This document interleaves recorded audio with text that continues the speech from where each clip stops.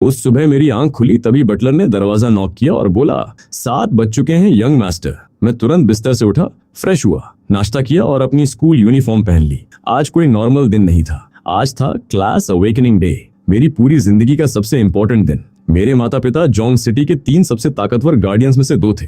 दोनों का लेवल 400 से भी ऊपर था, इसलिए मेरे ऊपर एक्सपेक्टेशंस भी उतनी ही बड़ी थी। मैंने मन ही मन खुद से कहा, मुझे कम से कम एक डिसेंट क्लास तो अवेकन करनी ही होगी, नहीं तो मैं अपने पेरेंट्स का नाम खराब कर दूंगा। बाहर निकलते ही मुझे जोंगशी याद दिख गया। वो हमारे बटलर का बेटा था और बचपन से मेरा बेस्ट फ्रेंड भी। वो लिमोजीन के पास मेरा इंतजार कर रहा था। हम दोनों पीछे वाली सीट पर बैठे और स्कूल की तरफ निकल पड़े। रास्ते में मैंने नोटिस किया कि वो काफी बेचैन लग रहा था। मैंने पूछा, क्या हुआ, नर्वस हो? उसने लंबी सांस छोड़ी और बोला, हाँ भाई, कैसे नर्वस नहीं हूँ। अगर मुझे शेफ या टेलर जैसी लाइफ क्लास मिल गई तो मेरी गेम ओवर हो जाएगी। फिर मुझे अपने डैड की जॉब इनहेरिट करनी पड़ेगी और आखिर में मैं भी तुम्हारा बटलर बन जाऊंगा। लेकिन मैं कॉम्बैट क्लास चाहता हूँ, मैं एलियन रेसेस से लड़ना चाहता हूँ, लेवल अप करना चाहता हूँ और देखना चाहता हूँ कि लेवल 100 के बाद की दुनिया कैसी होती है। मैंने हंसकर कहा, बटलर बनने में क्या बुराई है, तुम्हारे डैड को सब रिस्पेक्ट करते हैं। लेकिन उसने सिर हिलाया, नहीं भाई, इस दुनिया में असली रिस्पेक्ट सिर्फ कॉम्बैट क्लासेस को मिलती है। उसकी बात सुनकर मैं चुप हो गया। सच कहूं तो मैं भी यही सोचता था। भले ही मेरी फैमिली की वजह से मुझे पूरी जिंदगी आराम से जीने में कोई प्रॉब्लम नहीं होती, लेकिन मैं भी ताकत चाहता था, रियल पावर, क्योंकि इस दुनिया में सिर्फ एक चीज मैटर करती थी, स्ट्रेंथ। तभी जोंगशी या मेरी तरफ देखकर बोला, वैसे तुम्हें टेंशन लेने की जरूरत नहीं है, तुम्हारे पेरेंट्स दोनों लेवल 400 के हैं। अवेकनिंग में जेनेटिक्स बहुत बड़ा रोल प्ले करते हैं। मुझे पूरा यकीन है कि तुम्हें कोई हिडन क्लास या फिर कोई पावरफुल डीपीएस क्लास मिलेगी। मेरी क्लास से तो डेफिनेटली बेटर ही होगी। फिर उसने उम्मीद भरी आवाज में कहा, मुझे तो वॉरियर या शील्ड वॉरियर भी मिल जाए तो मैं खुश हो जाऊंगा। कुछ देर बाद हमारी limousine Jong city number 1 middle school के सामने जाकर रुकी। वहाँ पहले से ही लग्जरी कार्स की लंबी लाइन लगी हुई थी। जैसे ही हम अंदर एंटर हुए, कई स्टूडेंट्स ने मुझे ग्रीट किया। मैंने मुस्कुराकर सबको हेलो कहा और अपनी क्लास की तरफ बढ़ गया। मैं ग्रेड 3 क्लास 2 में अपनी सीट पर अभी बैठा ही था कि अचानक एक तेज आवाज पूरी क्लास में गूंज उठी, फैंग। मैंने ऊपर देखा, वैंग येशिंग मेरी तरफ बढ़ रहा था। पूरी क्लासरूम एकदम शांत हो गई। वो ठुड्डी ऊपर उठाकर मेरे सामने आकर खड़ा हो गया और बोला, आज अवेकनिंग डे है। एग्जाम्स में तुम हमेशा मुझसे थोड़ा आगे रहे हो, लेकिन वो सिर्फ थ्योरी थी। अवेकनिंग टैलेंट और ब्लड लाइन पर डिपेंड करती है। उसके पिता जोंग सिटी के तीसरे पिलर थे और उनका लेवल भी 400 से ऊपर था। हमारी फैमिली सालों से राइवल्स थी और वांग यिशिंग बचपन से हर चीज में खुद को मुझसे कंपेयर करता आया था, लेकिन एक बार भी नहीं जीत पाया। उसने मेरी आंखों में देखते हुए कहा, मुझे महसूस हो रहा है मेरे अंदर की पावर बेचैन हो रही है। आज जो क्लास में अवेकन करूंगा वो तुम्हारी क्लास से कहीं ज्यादा पावरफुल होगी। आज मैं तुम्हें फाइनली हरा दूंगा। मैं आराम से अपनी सीट पर बैठा रहा और बोला, वैंग यिशिंग, तुम पहले कभी मुझे नहीं हरा पाए और आगे भी नहीं हरा पाओगे। मैंने ये बात ऐसे कही जैसे कोई सिंपल फैक्ट बता रहा हूँ, लेकिन उसकी शक्ल तुरंत लाल पड़ गई। उसने दांत भींचे और बोला, इतना ओवर कॉन्फिडेंट मत बनो, आज सब पता चल जाएगा। फिर वो गुस्से में अपनी सीट पर जाकर बैठ गया। कुर्सी इतनी जोर से खिसकी कि पूरी क्लास ने आवाज सुनी। जंगसाओ मेरी तरफ झुककर फुसफुसाया, भाई ये तो डोमिनेंस था। मैं हंस पड़ा, मैंने सिर्फ सच बोला है। उसके बाद पूरी क्लास में डिस्कशन शुरू हो गया। सब लोग ये गेस कर रहे थे कि मेरे और वैंग यिशिंग में से किसे स्ट्रॉन्गर क्लास मिलेगी। कुछ मेज की बात कर रहे थे, कुछ असैसिन की, लेकिन एक बात सबकी कॉमन थी, कोई भी लाइफ क्लास नहीं चाहता था, क्योंकि अगर किसी को गार्डनर, कुक या ऐसी कोई क्लास मिल जाती तो उसकी जिंदगी लगभग तय हो जाती। यही दिन था जो लोगों को ऊपर या नीचे फेंक देता था। गुड क्लास मिली तो राइज करो, बैड क्लास मिली तो जिंदगी भर बॉटम पर रहो। ठीक 8 बजे हमारे टीचर ओल्ड जॉन क्लास में आए और बोले, सब लोग जिम्नाजियम की तरफ चलो। हम सब एक साथ वहां पहुंचे। पूरा हॉल स्टूडेंट से भरा हुआ था। सीनियर ईयर के 1000 से ज्यादा स्टूडेंट्स मौजूद थे। प्रिंसिपल ने ज्यादा स्पीचेस नहीं दी और सीधे अवेकनिंग सेरेमनी शुरू कर दी। स्टूडेंट्स को 10-10 के ग्रुप्स में पीछे बने अवेकनिंग रूम्स में भेजा जाने लगा। जब जंगसाओ की बारी आई तो वो काफी टेंस हो गया। उसने मेरी तरफ देखा और बोला, मैं जा रहा हूँ भाई। मैंने मुस्कुराकर कहा, गुड लक। तभी वैंग यिशिंग मेरे पास से गुजरा और बोला, बस देखते रहना, आज मैं सबको दिखा दूंगा कि असली जीनियस किसे कहते हैं। मैंने कोई जवाब नहीं दिया। मेरी नजर रूम 3 के दरवाजे पर थी, जहां जंगसाओ गया था। मुझे उसकी चिंता हो रही थी क्योंकि वो काफी इमोशनल था। अगर उसे कोई यूजलेस क्लास मिल गई तो वो टूट जाएगा। कुछ मिनट बाद अचानक रूम 3 का दरवाजा खुला और जंगसाओ बाहर दौड़ता हुआ निकला। उसकी पीठ पर तीरों से भरा क्वीवर था और हाथ में एक लंबा वुडन बो। वो खुशी से उछल रहा था, ब्रदर फैंग, मुझे मार्क्समैन क्लास मिली है। पूरा जिम्नेजियम शोर से भर गया। लोग कहने लगे कि मार्क्समैन एक powerful long range combat class है और डंजन्स में इसकी डिमांड बहुत ज्यादा होती है। जंगसाओ भागकर मेरे पास आया और अपना बो दिखाने लगा। देखो भाई, मेरे पास बो है, मैं कॉम्बैट क्लास हूँ। उसकी आंखों में खुशी साफ दिख रही थी। मैंने मुस्कुराकर कहा, कांग्रेचुलेशंस, मुझे तुम्हारे लिए सच में खुशी है। तभी अचानक बियोम पूरे जिम्नाजियम में बिजली गरजने जैसी आवाज गूंज उठी। जमीन तक हिल गई। सब लोगों ने ऊपर देखा। रूम 5 के ऊपर आसमान में एक काला बादल बन गया था, जिसके अंदर बैंगनी रंग की लाइटनिंग चमक रही थी। भीड़ में हड़कंप मच गया। स्पेशल फिनोमेनन, हिडन क्लास, कोई रेयर अवेकनिंग हुई है। लोग चिल्लाने लगे। ऐसी घटनाएं सिर्फ बेहद पावरफुल हिडन क्लासेस के समय होती थी। अगले ही पल बिजली नीचे गिरी और रूम 5 का दरवाजा खुल गया। वैंग यिशिंग धीरे धीरे बाहर निकला। उसके बाल खड़े थे। नीली बिजली उसके पूरे शरीर के चारों तरफ घूम रही थी और उसके हाथ में एक गहरी नीली लॉन्ग स्वॉर्ड थी, जिस पर लाइटनिंग नाच रही थी। वो बेहद एरोगेंट एक्सप्रेशन के साथ सबकी शॉक नजरों का मजा ले रहा था। फिर वो सीधे मेरी तरफ आया। उसके शरीर के चारों तरफ अभी भी बिजली क्रैकल कर रही थी। उसने अपनी थंडर स्वॉर्ड उठाई और बोला, देख रहे हो, यह है मेरी क्लास, थंडर स्वॉर्ड्समैन। उसकी आवाज गर्व से भरी हुई थी। इस क्लास के अटैक्स में लाइटनिंग डैमेज और पैरालिसिस इफेक्ट दोनों है। मेरे डैड सिर्फ एक नॉर्मल स्वॉर्ड्समैन थे, लेकिन मैं शुरुआत ही इस रेयर क्लास से कर रहा हूँ। मैं उनसे भी ज्यादा पावरफुल बनूंगा। फिर उसने मेरी तरफ देखकर पूछा, अब बताओ, तुम्हारे पास क्या है जो मेरी बराबरी कर सके? मैंने बस सिर हिलाया और शांत आवाज में कहा, कॉन्ग्रेचुलेशंस। मेरी रिएक्शन देखकर उसके चेहरे पर फ्रस्ट्रेशन साफ दिखाई देने लगी। शायद वो चाहता था कि मैं शॉक्ड हो जाऊं, लेकिन ऐसा नहीं हुआ। इससे पहले कि वो कुछ और कहता, प्रिंसिपल की आवाज पूरे हॉल में गूंज उठी। Next group. इस बार मेरी बारी थी। मैं वांग यीशिंग के पास से गुजरता हुआ अवेकनिंग रूम की तरफ बढ़ गया। आखिरकार मैं रूम 10 के अंदर एंटर हुआ। कमरा छोटा था, अंधेरा था और उसकी दीवारें काले धातु से बनी हुई थी। कमरे के बीचों बीच एक पत्थर का पेडेस्टल रखा, उसके ऊपर एक क्रिस्टल बॉल चमक रही थी। मैंने धीरे से अपना हाथ उस क्रिस्टल बॉल पर रखा। कुछ सेकंड तक कुछ नहीं हुआ। फिर अचानक डिंग, मेरे दिमाग में एक साफ आवाज गूंज उठी और उसी पल मेरे सामने एक पैनल खुल गया। मेरे सामने खुला हुआ पैनल चमक उठा। मैंने तुरंत अपनी नई क्लास की जानकारी देखी और अगले ही पल मेरी आंखें थोड़ी सिकुड़ गईं। क्लास का नाम था स्मॉल टाइकून, लेवल 1। चारों एट्रीब्यूट्स सिर्फ 10-10 थे, बिल्कुल एवरेज। स्किल भी कुछ खास नहीं लग रही थी। उसका नाम था मनी स्मैश। इफेक्ट यह था कि एक गोल्ड कॉइन खर्च करके मैं अपनी स्ट्रेंथ के 3 गुना डैमेज दे सकता था। मैंने पैनल को देखते हुए भौहें चढ़ा ली। ये क्या है? इतनी बड़ी उम्मीदों के बाद मुझे ये ट्रैश क्लास मिली है। लेकिन तभी मेरी नजर नीचे टैलेंट सेक्शन पर गई और अगले ही पल मेरा दिल तेजी से धड़कने लगा। टैलेंट का नाम था money conquers all. Talent temporary था, सिर्फ 5 मिनट के लिए एक्टिव रहने वाला, लेकिन उसका इफेक्ट देखकर मेरी सांसें तक रुक गई। मैं रियल मनी को गोल्ड कॉइन्स में कन्वर्ट कर सकता था। रेशियो था 100 रियल करेंसी बराबर एक गोल्ड कॉइन, और उन गोल्ड कॉइन्स को खर्च करके मैं अपनी क्लास पोटेंशियल अपग्रेड कर सकता था। मैंने नीचे टाइमर देखा, 4 मिनट 59 सेकंड। टैलेंट एक्टिवेट हो चुका था। मेरे पास सोचने का समय नहीं था। मैंने तुरंत अपनी बैंक ऐप खोली, अकाउंट बैलेंस देखा और बिना एक सेकंड गंवाए 20 लाख कन्वर्ट कर दिए। अगले ही पल मेरे पैनल पर 20,000 गोल्ड कॉइन्स दिखाई देने लगे। मैंने तुरंत अपग्रेड बटन दबाया। 100 गोल्ड कॉइन्स गायब हो गए। अचानक गर्म ऊर्जा मेरे पूरे शरीर में दौड़ गई। मेरी क्लास बदल गई। स्मॉल टाइकून बन गया। मेरे सारे एट्रीब्यूट्स 5-5 बढ़ गए और मनी स्मैश अब स्ट्रेंथ के 5 गुना डैमेज देने लगा। लेकिन मैं रुका नहीं। अगला अपग्रेड 1000 गोल्ड कॉइन्स मांग रहा था। मैंने फिर अपग्रेड कर दिया। इस बार मेरी क्लास ग्रेट वेल्थी मैन बन गई। एट्रीब्यूट्स फिर बढ़ गए, स्किल और मजबूत हो गई। अब अगला अपग्रेड 10,000 गोल्ड कॉइन्स का था। मैंने दांत भींचे और कॉन्फर्म कर दिया। बियोम, मेरे शरीर के अंदर से ताकत का एक नया विस्फोट हुआ। क्लास एडवांस होकर फाइनेंशियल मैग्नेट बन गई। मुझे ऐसा लगा जैसे नसों में बिजली दौड़ रही हो। लेकिन जब मैंने अगला अपग्रेड रिक्वायरमेंट देखा तो मेरी सांस अटक गई। 1 लाख गोल्ड कॉइन्स, यानी रियल मनी में 1 करोड़। मैंने बैलेंस देखा, मेरे पास सिर्फ 8,900 गोल्ड कॉइन्स बचे थे। बिल्कुल काफी नहीं थे। टाइमर अब 3 मिनट 28 सेकंड दिखा रहा था। मैंने मुट्ठियां भींच ली। नहीं, मैं यहाँ नहीं रुक सकता। ये मेरी जिंदगी का सबसे बड़ा मौका था। अगर मैंने इसे खो दिया तो शायद फिर कभी ऐसा चांस नहीं मिलेगा। मैंने तुरंत अपना फोन निकाला और डैड को कॉल लगा दिया। कॉल कनेक्ट होते ही मैंने जल्दी जल्दी कहा, डैड, मैं अवेकनिंग के बीच में हूँ। मुझे तुरंत बहुत सारे पैसे चाहिए। जितने भेज सकते हो भेजो, और जल्दी भेजो। मेरे पास सिर्फ 3 मिनट है। मेरे डैड ने एक भी सवाल नहीं पूछा, बस बोले ओके, और कॉल कट गया। मैं घड़ी की तरह घटते टाइमर को घूरता रहा। 3 मिनट, 2 मिनट, 1.5 मिनट, 1 मिनट, और तभी डिंग, बैंक नोटिफिकेशन। मैंने मैसेज खोला और अगले ही पल मेरी आंखें फैल गईं। डैड ने 150 बिलियन ट्रांसफर किए थे। मैं कुछ सेकंड तक स्क्रीन को घूरता रह गया, फिर तुरंत होश में आया। बिना देर किए मैंने पूरी अमाउंट कन्वर्ट कर दी। अगले ही पल मेरे पैनल पर 15 बिलियन गोल्ड कॉइन्स दिखाई देने लगे। मैं पागलों की तरह अपग्रेड पर अपग्रेड करता चला गया। 1 लाख गोल्ड कॉइन्स, फिर 10 लाख, फिर 1 करोड़, फिर 10 करोड़, फिर 100 करोड़, और आखिर में 1 बिलियन गोल्ड कॉइन्स। हर अपग्रेड के साथ मेरी क्लास लगातार इवॉल्व होती रही। मेरा शरीर पहले से ज्यादा शक्तिशाली होता गया। ऐसा लग रहा था जैसे मेरी हर सेल दोबारा जन्म ले रही हो। आखिरकार 5 मिनट पूरे हो गए। टैलेंट धीरे धीरे गायब होने लगा। चमक फीकी पड़ गई और तब मैंने अपनी फाइनल क्लास देखी। God of wealth, unique class, level 1। लेकिन सबसे पागल बात यह थी कि मेरे चारों एट्रीब्यूट्स, स्ट्रेंथ, एजिलिटी, वाइटलिटी और स्पिरिट, सभी 1000 थे। मैं कुछ सेकंड तक पैनल को घूरता रह गया। 1000 लेवल 1 पर। इसके अलावा मेरे पास 388 मिलियन गोल्ड कॉइन्स भी बचे हुए थे। मेरी पहली स्किल थी मनी टॉक्स। मैं गोल्ड कॉइन्स खर्च करके ट्रू डैमेज दे सकता था। दूसरी स्किल थी मनी मेक्स द डेविल मिल। मैं अपने जैसे एट्रीब्यूट्स वाले 10 मनी गोस्ट समन कर सकता था। मैंने गहरी सांस ली।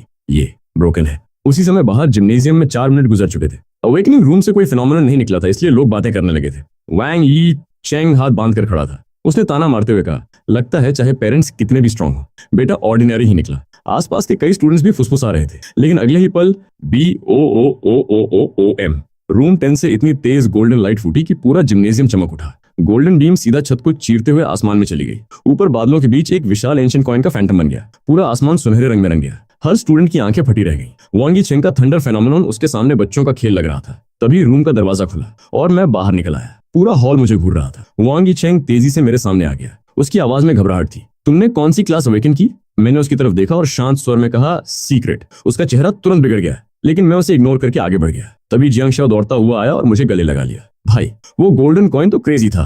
तुम्हारा फेनोमेनन वांग यीचेंग वाले से कई गुना बड़ा था। बाकी क्लासमेट्स भी इकट्ठा हो गए। यंग मास्टर लियू, फ्यूचर में हमें कैरी करना बॉस, हमें मत भूलना। मैं बस मुस्कुराता रहा और सबको थैंक्स कहा। थोड़ी देर बाद मैं एक कोने में गया और डैड को कॉल लगाया। कोई जवाब नहीं। फिर मॉम को कॉल किया, फिर भी कोई जवाब नहीं। मैंने कुछ और बार ट्राई किया, लेकिन किसी ने पिक नहीं किया। शायद वे किसी मिशन पर थे। मैंने फोन वापस रख दिया। अवेकनिंग सेरेमनी खत्म होने के बाद प्रिंसिपल फिर स्टेज पर आए। उन्होंने कहा, इस साल का अवेकनिंग रिजल्ट काफी अच्छा रहा है। फिर उन्होंने इनिशियल डंजन के बारे में बताया। हर न्यूली अवेकन स्टूडेंट को एक फ्री एंट्री मिलेगी। डंजन में कुल 15 फ्लोर्स थे। जितना आगे जाओगे उतने बेहतर रिवॉर्ड्स और इवैल्यूएशन मिलेंगे। प्रिंसिपल ने यह भी बताया कि स्कूल टॉप 100 रैंकिंग वालों को एक्स्ट्रा रिवॉर्ड्स देगा और फर्स्ट रैंक को मिलेगा एक्सक्लूसिव इक्विपमेंट ब्लाइंड जार। पूरा हॉल एक्साइटमेंट से भर गया क्योंकि उस जार से अपनी क्लास के लिए सूटेबल इक्विपमेंट निकल सकती थी, कभी कभी रेयर आइटम्स भी।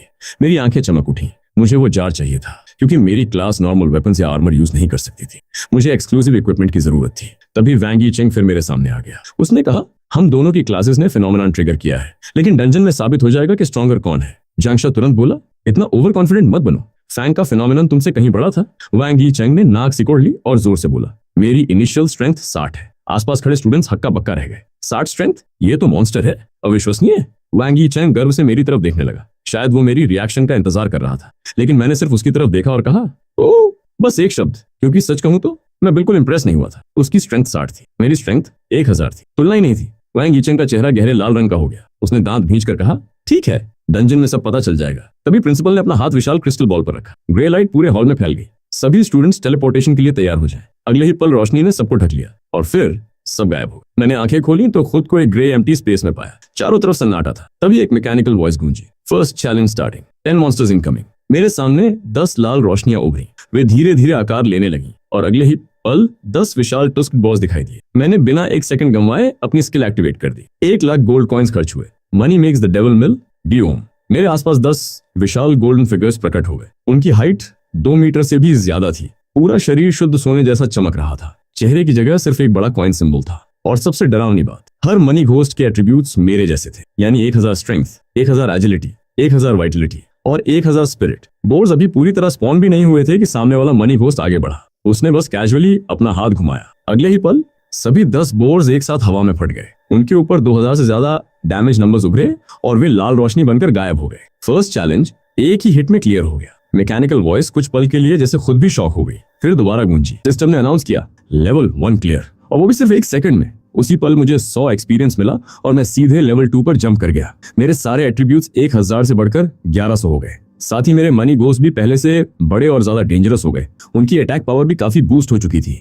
मैंने पैनल खोला और कुछ सेकंड तक बस उसे घूरता रह गया। यकीन ही नहीं हो रहा था। नॉर्मली किसी भी क्लास को एक लेवल पर मुश्किल से 40 टोटल एट्रीब्यूट पॉइंट्स मिलते हैं। यहाँ तक कि वैंग यीचेंग जैसी हिडन क्लास को भी शायद 100 पॉइंट्स के आसपास ही मिलते होंगे, लेकिन मुझे मिले पूरे 400। और जैसे जैसे मेरा लेवल बढ़ने वाला था, ये गैप और भी इंसेन होने वाला था। मैं वहीं खड़ा हल्का सा मुस्कुराया। सच कहूं तो मैं अब बहुत ज्यादा ओवरपावर्ड हो चुका था। तभी मुझे इस क्लास की असली पावर समझ आई। जितना मैं स्ट्रांग बनता, उतने ही स्ट्रांग मेरे मनी घोस्ट बनते। जितने स्ट्रांग वो होते, उतनी तेजी से मॉन्स्टर्स वाइप करते। जितनी तेजी से मॉन्स्टर्स क्लियर होते, उतनी तेजी से मेरा लेवल बढ़ता। और जितनी तेजी से लेवल बढ़ता, उतना मैं और स्ट्रांग हो जाता। ये एक ऐसा परफेक्ट लूप था जिसका कोई एंड ही नहीं था। मैंने अपने आसपास खड़ी 10 गोल्डन फिगर्स को देखा और हंस पड़ा। आ जाओ, जितना तूफान लाना है ले आओ। उधर स्टेडियम के बाहर जायंट स्क्रीन पर मेरा लेवल अचानक 1 से 2 हो गया। सबसे पहले टीचर्स की नजर वहां गई। फिर उन्होंने देखा कि मैंने पहला लेवल सिर्फ 1 सेकंड में क्लियर कर दिया है। सबने तुरंत बोलना शुरू कर दिया कि ये कोई बग होगा, लेकिन वो अपनी डिबेट पूरी भी नहीं कर पाए थे कि स्क्रीन पर मेरा लेवल पागलों की तरह फ्लैश होने लगा। 2,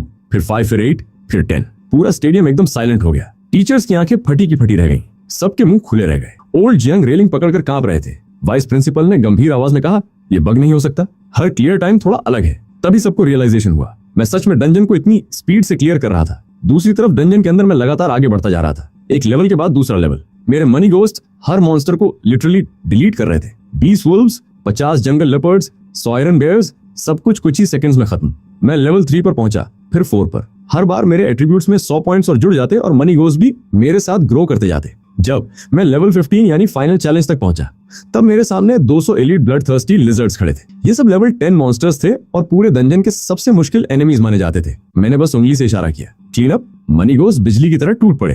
पूरे 200 मॉन्स्टर्स सिर्फ 3 सेकंड्स में गायब। मुझे सीधे 30,000 एक्सपीरियंस मिला और मैं लेवल 5 पर पहुंच गया। मेरे एट्रीब्यूट्स बढ़कर 1400 हो चुके थे। नॉर्मली यहाँ डंजन खत्म हो जाना चाहिए था और टेलीपोर्टेशन की व्हाइट लाइट आनी चाहिए थी, लेकिन इस बार कुछ नहीं हुआ। आसमान अचानक ग्रे से ब्लड रेड हो गया। टेम्परेचर तेजी से गिरने लगा और हवा में खून जैसी स्मेल भर गई। तभी वार्निंग विंडो पॉप अप हुई। मैंने पहले 15 लेवल्स 100 सेकंड से कम समय में क्लियर कर दिए थे, इसलिए हिडन स्टेज अनलॉक हो गया था। शुरा स्टेज मेरे सामने 2 ऑप्शंस आए। पहला, अभी बाहर निकल जाओ और हाईएस्ट एसएसएस रेटिंग ले लो। दूसरा, हिडन स्टेज एंटर करो। जीत गए तो सारे रिवॉर्ड्स डबल, हार गए तो मौत भी हो सकती है। मैंने डेंजर वाली वार्निंग पढ़ने की भी जरूरत नहीं समझी। मेरी नजर सिर्फ एक लाइन पर गई, ऑल रिवॉर्ड्स डबल्ड। बस उसी पल मैंने कॉन्फर्म दबा दिया। मेरे पास करोड़ों गोल्ड कॉइन्स थे और एट्रीब्यूट्स इतने ज्यादा कि बाकी सब लोग मेरे सामने कुछ भी नहीं थे।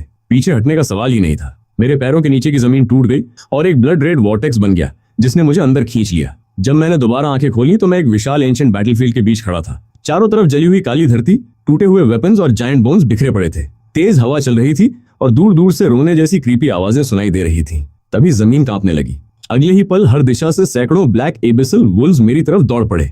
लेवल 10 मॉन्स्टर्स, पूरे 500। ऐसा लग रहा था जैसे काली बाढ़ मेरी तरफ आ रही हो। मैंने आराम से कहा, जाओ। मनी घोस्ट गोल्डन फ्लैशेस बनकर सीधे वुल्व्स के बीच घुस गए। अब उनके पास 1400 स्ट्रेंथ थी और उनकी अटैक्स 2800 डैमेज से भी ज्यादा मार रही थी। वुल्व्स उनके पास तक पहुंच भी नहीं पा रहे थे, टकराते ही एक्सप्लोड हो जाते। एक्सपीरियंस इतनी तेजी से आने लगा कि नोटिफिकेशंस एक लगातार बजिंग साउंड में बदल गई। 1 मिनट के अंदर ही मैं लेवल 6 और फिर 7 पर पहुंच गया। एट्रीब्यूट्स में 200 पॉइंट्स और जुड़ गए। मनी घोस्ट भी पहले से ज्यादा पावरफुल हो गए। जब आखिरी वुल्व गिरा, बैटलफील्ड कुछ सेकंड्स के लिए शांत हो गया। फिर अचानक जमीन फट गई। अंदर से लावा उबलता हुआ बाहर निकला और उस क्रैक में से एक 10 मीटर लंबा हेल्डेमन जनरल बाहर निकला। Level 50, 2 million health, dark red armour से ढका हुआ विशाल मॉन्स्टर। उसने दहाड़ मारी और सिर्फ उसकी साउंड वेव से आसपास पड़े वुल्व्स के कॉर्प्सेस उड़ गए। मनी घोस्ट तुरंत उस पर टूट पड़े और पंचेस बरसाने लगे, लेकिन डैमेज बेहद कम था, मुश्किल से कुछ 100 पॉइंट्स। उसकी डिफेंस बहुत ज्यादा थी, वो उसे बैरली स्क्रैच कर पा रहे थे। मैंने जायंट बॉस को देखा और हल्का सा मुस्कुराया। फिजिकल डिफेंस बहुत ज्यादा है। मैंने खुद से कहा, कोई बात नहीं, तुझे पैसे में दबा देता हूँ। मैंने अपना दायां हाथ उठाया और उसकी तरफ पॉइंट किया। मनी टॉक्स स्किल एक्टिवेट होते ही मैंने 10,000 गोल्ड कॉइन्स खर्च कर दिए। आसमान में चक्की के पार्ट जितना बड़ा एक जायंट गोल्ड कॉइन प्रकट हुआ और रॉकेट की तरह हेल्डेमन जनरल पर गिरा। बूम, पूरे 1 मिलियन ट्रू डैमेज। बॉस की 2 मिलियन हेल्थ का आधा हिस्सा एक ही हिट में उड़ गया। ट्रू डैमेज डिफेंस इग्नोर करता है। उसकी आर्मर बेकार हो गई। मैंने बिना रुके फिर हाथ उठाया और 10,000 गोल्ड कॉइन्स और खर्च कर दिए। दूसरा जायंट कॉइन आसमान से गिरा। इस बार बॉस सीधे खत्म। उसका शरीर लाइट में एक्सप्लोड हो गया और जमीन पर एक विशाल क्रेटर छोड़ गया। मुझे 80,000 एक्सपीरियंस मिला। मेरा लेवल 7 से सीधे 13 तक जंप कर गया। सारे एट्रीब्यूट्स बढ़कर 2200 हो गए। सिस्टम ने कुछ लूट भी दिया, लेकिन वो सब वॉरियर और मेज क्लासेस के लिए रिस्ट्रिक्टेड था, मेरे किसी काम का नहीं था। मैंने सब कुछ बैकपैक में फेंक दिया। तभी बैटलफील्ड कोलैप्स होने लगा और फाइनल सेटलमेंट स्क्रीन सामने आ गई। हिडन शुरा स्टेज क्लियर करने के लिए मुझे एसएसएस रेटिंग मिली और क्योंकि ये हिडन स्टेज था, सारे रिवॉर्ड्स डबल हो गए। Final rewards 2 lakh gold coins, 2 free skill points और एक diamond tier exclusive equipment blind box.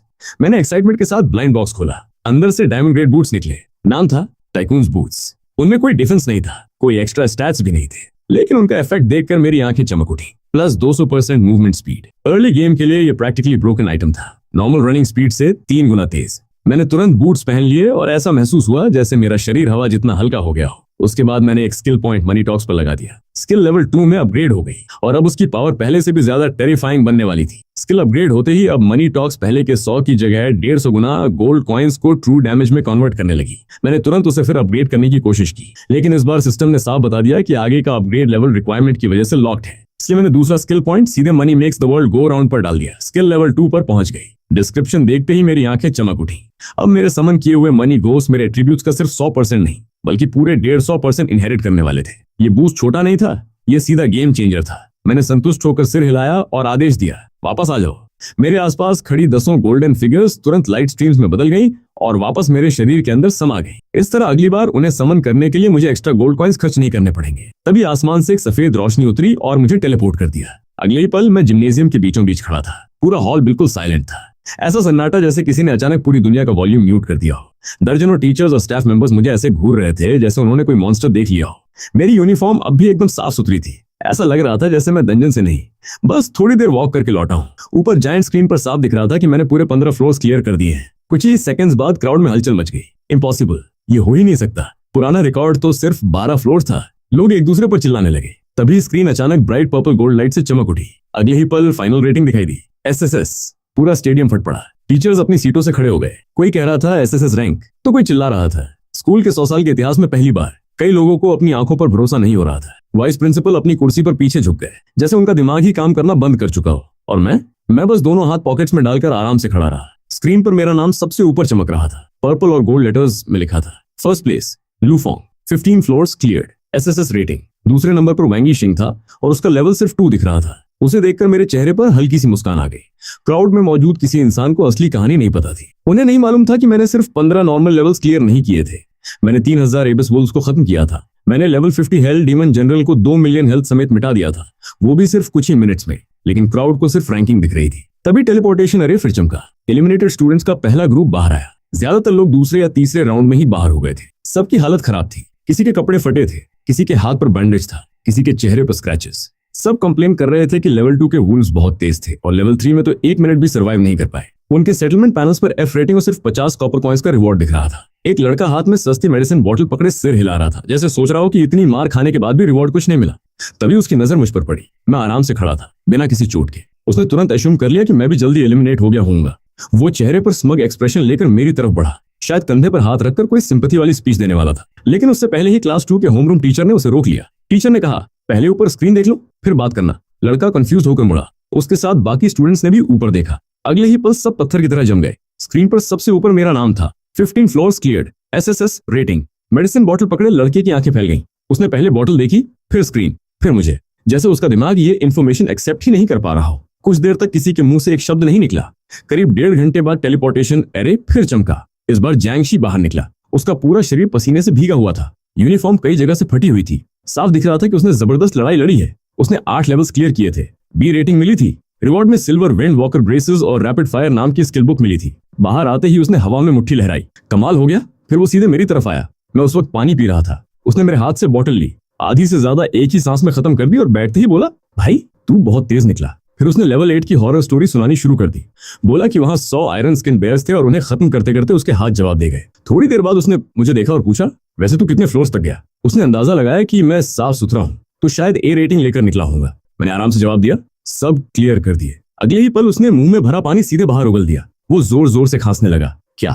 उसने चिल्लाकर कहा, मजाक मत कर, स्कूल रिकॉर्ड 12 फ्लोर्स है। वो तुरंत मुड़ा और खुद स्क्रीन देखने लगा। फिर वहीं फ्रीज हो गया। उसकी नजर 15 फ्लोर्स और एसएसएस रेटिंग पर अटक गई। फिर उसने मुझे देखा, फिर स्क्रीन, फिर मुझे। उसका दिमाग रीबूट होने की कोशिश कर रहा था। आखिर कई सेकंड्स बाद उसके मुंह से सिर्फ एक सवाल निकला, भाई तू इंसान है भी या नहीं? समय बीतता गया। डंजन शुरू हुए 2 घंटे और 8 मिनट हो चुके थे। तभी टेलीपोर्टेशन अरे आखिरी बार चमका। इस बार वैंग यी शिंग बाहर आया। उसके शरीर पर खून लगा हुआ था। यूनिफॉर्म लगभग फट चुकी थी, लेकिन उसके चेहरे पर गर्व साफ दिख रहा था। उसने 12 लेवल्स क्लियर किए थे और ए रेटिंग हासिल की थी। रिवॉर्ड्स में सिल्वर थंडर गॉन्टलेट्स, सिल्वर गेल नेकलेस और ब्लॉक स्किल बुक मिली थी। बाहर आते ही उसने ऊंची आवाज में अनाउंस किया कि उसने पुराना स्कूल रिकॉर्ड तोड़ दिया है। आसपास के कई स्टूडेंट्स उसकी तरफ देखने लगे। वो सीधा मेरी तरफ बढ़ा। उसके चेहरे पर वही घमंडी स्मिर्क था। उसने मुझे ऊपर से नीचे तक देखा और बोला, लगता है तुम जल्दी बाहर आ गए थे, आराम करने का काफी टाइम मिल गया होगा। फिर उसने इतनी ऊंची आवाज में ब्रैग करना शुरू किया कि पूरा स्टेडियम सुन सके, मैंने लेवल 12 क्लियर किया है, स्कूल रिकॉर्ड तोड़ दिया। इतना कहकर वो मुझे घूरने लगा, जैसे इंतजार कर रहा हो कि मैं उसकी तारीफ करूं। मैंने उसकी तरफ बस देखा, न कोई रिएक्शन दिया, न कोई मजाक उड़ाया। लेकिन शायद वही चीज सबसे ज्यादा चुभ गई। वैंग यीशिंग पहले तो इंतजार करता रहा कि मैं जेलस होऊंगा या कम से कम एम्बैरस दिखूंगा, लेकिन जब उसे मेरी तरफ से कुछ नहीं मिला तब उसे आसपास का माहौल अजीब लगने लगा। पूरा जिम अचानक बहुत ज्यादा शांत था। लोग उसे देख रहे थे, लेकिन उन नजरों में एडमिरेशन नहीं थी, उनमें पीटी थी, अजीब सी सिंपैथी। उसका दिल अचानक धड़क उठा। उसने धीरे से पीछे मुड़कर जायंट स्क्रीन की तरफ देखा। अगले ही पल उसका पूरा शरीर जम गया। स्क्रीन पर साफ लिखा था, first place Lufong, 15 floors cleared, SSS rating. Second place Wang Yi Xing, 12 floors cleared, A rating. उसकी आंखें फैल गईं, होंठ कांपने लगे। इम्पॉसिबल, उसने बुदबुदाया, ये इम्पॉसिबल है। फिर दोबारा, एसएसएस रेटिंग एग्जिस्ट ही नहीं करती। उसका चेहरा पूरी तरह ब्लैंक हो गया, जैसे दिमाग ने रियलिटी एक्सेप्ट करने से इनकार कर दिया हो। वो बस स्क्रीन को घूरता रह गया। तभी प्रिंसिपल मंच पर पहुंचे और उन्होंने हाथ उठाकर सबको शांत रहने का इशारा किया। धीरे धीरे स्टेडियम शांत हुआ। प्रिंसिपल की आवाज पूरे हॉल में गूंज उठी, आज हमारे स्कूल ने एक ऐसा मिरेकल क्रिएट किया है जो फेडरेशन हिस्ट्री में दर्ज होगा। क्राउड फिर एक्साइटमेंट से भर गया। प्रिंसिपल ने मुस्कुराते हुए आगे कहा, स्टूडेंट लुफोंग ने 15 फ्लोर्स क्लियर किए हैं, एसएसएस रेटिंग हासिल की है, और सबसे महत्वपूर्ण बात, उन्होंने थोड़ी देर रुककर ड्रामेटिक पॉज लिया। पूरा डंजन सिर्फ 1 मिनट 17 सेकंड्स में क्लियर किया है। बूम, पूरा जिम फट पड़ा। स्टूडेंट्स चीखने लगे, टीचर्स खड़े होकर ताली बजाने लगे। हर तरफ एक्साइटमेंट की लहर दौड़ गई। जंगशाओ के हाथ से पानी की बोतल फिर गिर गई। वो मुझे ऐसे घूर रहा था जैसे पहली बार देख रहा हो। रुक रुक, उसने हकलाते हुए कहा, तू पहले सच बोल रहा था? मैंने आराम से सिर हिलाया, हाँ। फिर झुककर उसकी गिरी हुई बोतल उठाकर वापस उसके हाथ में दे दी। दूसरी तरफ वैंग यी सिंह के हाथ से उसकी सोट सीधे जमीन पर गिर गई। क्लैंग, आवाज पूरे हॉल में गूंज गई। वो कुछ सेकंड्स तक वहीं खड़ा रहा, फिर धीरे धीरे जाकर एक सीट पर बैठ गया। चेहरे पर पूरी हार लिखी हुई थी। उसकी सारी एरोगेंस उसी पल टूट चुकी थी। अवार्ड सेरेमनी शुरू हुई। प्रिंसिपल ने मुझे स्टेज पर बुलाया और एक ब्लैक सील्ड कैनिस्टर मेरे हाथ में दिया। ये तुम्हारा एक्सक्लूसिव रिवॉर्ड है, उन्होंने कहा। उम्मीद है ये 1 महीने बाद होने वाले कॉलेज एंट्रेंस एग्जाम में तुम्हारी मदद करेगा। मैंने कैनिस्टर ले लिया और वापस अपनी क्लास के पास आ गया। जंगशाओ तुरंत मेरे पास झुक गया। खोलना, उसने फुसफुसाकर कहा। मैंने आसपास देखा, कोई ध्यान नहीं दे रहा था। मैंने टैप खोल दी। अगले ही पल पूरा कैनिस्टर लाइट में बदल गया और मेरी हथेली में एक गोल्डन रिंग प्रकट हुई। मैंने उसकी डिटेल्स चेक की। रिंग की स्पेशल स्किल देखकर मेरी आंखें चमक उठी। सिर्फ 10,000 गोल्ड कॉइन्स खर्च करके मैं एक सेकंड के लिए ऐसा शील्ड क्रिएट कर सकता था जिसकी ड्यूरेबिलिटी पूरे 10 लाख हेल्थ के बराबर थी। ये प्रैक्टिकली एक लाइफ सेविंग आर्टिफैक्ट था। मैंने बिना सोचे रिंग पहन ली। अवार्ड सेरेमनी आगे बढ़ती रही। दूसरे स्टूडेंट्स को भी रिवॉर्ड्स मिले। आखिर में प्रिंसिपल ने सबको एनकरेज किया कि कोई भी ओवर कॉन्फिडेंट या डिस्कोरेज न हो। कॉलेज एंट्रेंस एग्जाम सिर्फ 1 महीने दूर था। सबको अपनी तैयारी पर फोकस करना चाहिए। फिर उन्होंने ऑफिशियली अवेकनिंग सेरेमनी समाप्त घोषित कर दी। लेकिन उसी पल बूम, पूरा जिम जोर से हिल गया। जमीन कांप उठी। ऊपर बना प्रोटेक्टिव शील्ड वायलेंट तरीके से वाइब्रेट करने लगा। एक भयानक आवाज पूरे हॉल में गूंजने लगी। अगले ही सेकंड बाहर की सारी सनलाइट गायब हो गई। ऐसा लगा जैसे किसी ने पूरे आसमान पर काला पर्दा डाल दिया हो। जिम की सारी लाइट्स एक साथ बंद हो गई। कुछ सेकंड्स में पूरा हॉल रात जैसा अंधेरा हो गया। स्टूडेंट्स घबराकर चिल्लाने लगे, क्या हुआ? बत्ती क्यों चली गई? बाहर क्या हो रहा है? तभी ऊपर से 3 फिगर्स धीरे धीरे नीचे उतरते दिखाई दिए। उनके शरीर के चारों तरफ डार्क रेड एनर्जी घूम रही थी और उनके पीछे 100 से ज्यादा लोग ब्लैक कॉम्बैट सूट्स में हवा से उतरकर पूरे जिम को घेर चुके थे। उनके सीने पर blood red wolf head badge चमक रहा था। प्रिंसिपल तुरंत आगे बढ़े। तुम लोग कौन हो? उन्होंने गरज कर पूछा। और हमारे स्कूल में घुसने की हिम्मत कैसे हुई? बीच में खड़ा बॉल्ड आदमी जोर से हंसा। उसकी हंसी सुनकर कई स्टूडेंट्स कांप उठे। ब्लड वॉल्फ सोसाइटी, उसने ठंडी आवाज में कहा। तुम लोगों के पेरेंट्स ने सदर्न प्रोविंस में हमारी ब्रांच डिस्ट्रॉय कर दी थी। हमारे बहुत से लोग मारे गए थे। उसकी नजर सीधे मेरी और वैंग यिशिंग की तरफ गई।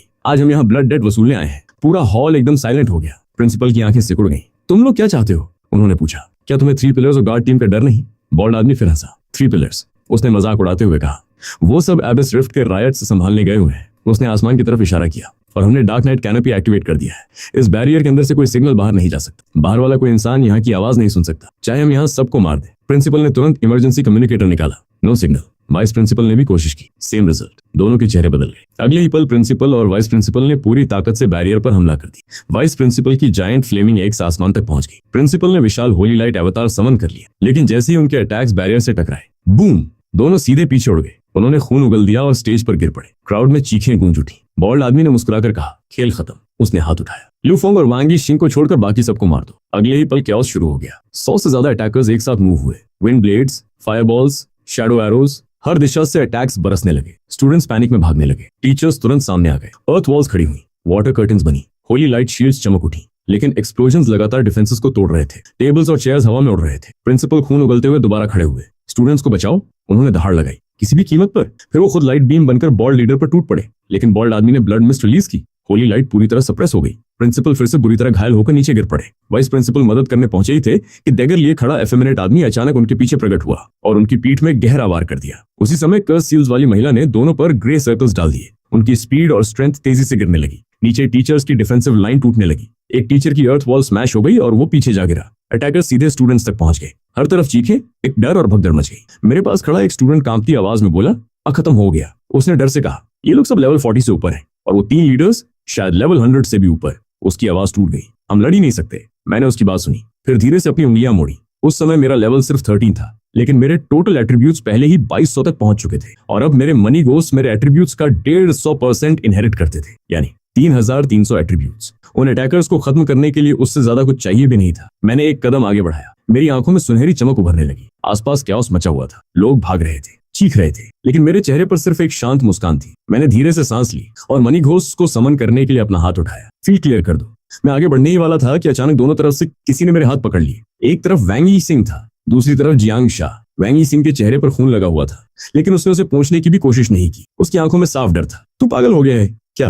वो चिल्लाया। सीधे मौत के मुंह में कूदने जा रहा है। जियांग शाह की आवाज भी कांप रही थी। जल्दी मत कर। हाँ, तूने 15वां फ्लोर क्लियर किया था, लेकिन आज ही अवेकन हुआ है। वैंग यिशिंग ने दांत भींचते हुए कहा, वो लोग सालों से अवेकेंड हैं। तू सामने गया तो 1 सेकंड में खत्म हो जाएगा। मैं उनकी तरफ देखकर हल्का सा मुस्कुराया। दोनों सच में मेरी चिंता कर रहे थे, बस उन्हें असली सिचुएशन नहीं पता थी। मैंने आराम से अपने हाथ छुड़ा लिए। मेरे करंट स्ट्रेंथ के सामने उनकी पकड़ प्रैक्टिकली कुछ भी नहीं थी। ए रिलैक्स, मैंने शांत आवाज में कहा। मैं ऐसे काम नहीं करता जिनसे खुद मर जाऊं। इतना कहकर मैं आगे बढ़ा और धीरे से बोला, मनी गोस्ट्स। बूम, मेरे पीछे सुनहरी रोशनी फूट पड़ी। अगले ही पल 10 विशाल फिगर्स प्रकट हो गए। हर एक 3 मीटर से भी ज्यादा लंबा था। डार्क गोल्ड बॉडी, चौड़े कंधे और चेहरे की जगह एक विशाल कॉपर कॉइन सिंबल। उनकी प्रेजेंस इतनी भारी थी कि आसपास खड़े स्टूडेंट्स घबरा गए। कई लोग पीछे हटने लगे। उन्हें लगा शायद दुश्मन ने कोई नया मॉन्स्टर समन कर दिया है। मैंने उंगली उठाकर ब्लड वॉल्फ सोसाइटी की तरफ इशारा किया। सिर्फ एक शब्द बोला, किल। अगले ही पल 10 मनी घोस्ट मिसाइल की तरह आगे बढ़े। कोई हेजिटेशन नहीं, कोई फियर नहीं, एक घोस्ट ने आते हुए विंड ब्लेड को हाथ से पकड़कर क्रश कर दिया।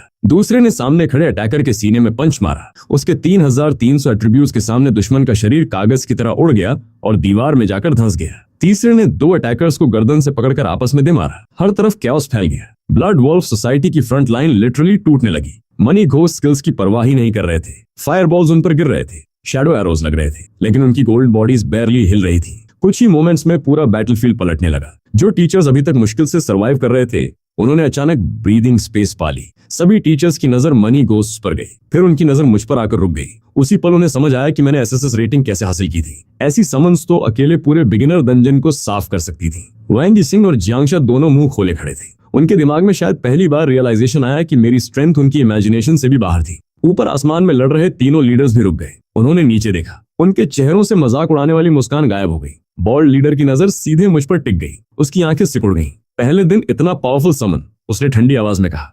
अगर इस लड़के को जिंदा छोड़ दिया तो ब्लड वुल्फ सोसाइटी का फ्यूचर खत्म हो जाएगा। एफेमिनेट असैसिन और कर्स्ड विच दोनों ने सिर हिलाया। इसे अभी मरना होगा। मैं भी जानता था कि असली खतरा नीचे नहीं, ऊपर था। ग्राउंड वाले फाइटर्स तो मनी घोस्ट संभाल लेंगे, लेकिन अगर वो 3 लेवल 100+ लीडर्स फ्री हो गए तो पूरी सिचुएशन पलट सकती थी। प्रिंसिपल और वाइस प्रिंसिपल पहले ही खून से लथपथ थे, मुश्किल से खड़े थे। मैंने ऊपर देखकर चिल्लाया, बस 1 सेकंड। सबकी नजर मेरी तरफ घूम गई। उनमें से किसी एक को सिर्फ 1 सेकंड रोक लो। प्रिंसिपल हैरान रह गए। क्या?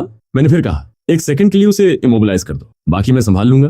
पूरा स्टेडियम चुप हो गया। प्रिंसिपल को लगा शायद मैं पैनिक में बकवास कर रहा हूँ। वाइस प्रिंसिपल ने भी अविश्वास से मुझे देखा। लेवल 13 का नया अवेकन स्टूडेंट और सामने लेवल 100+ पावर हाउस। कोई भी इसे सीरियस नहीं ले सकता था। ऊपर बॉल लीडर हंस पड़ा। सुन रहे हो? उसने मजाक उड़ाया। बच्चा हमें मारने की बात कर रहा है। असैसिन और विच भी हंसने लगे।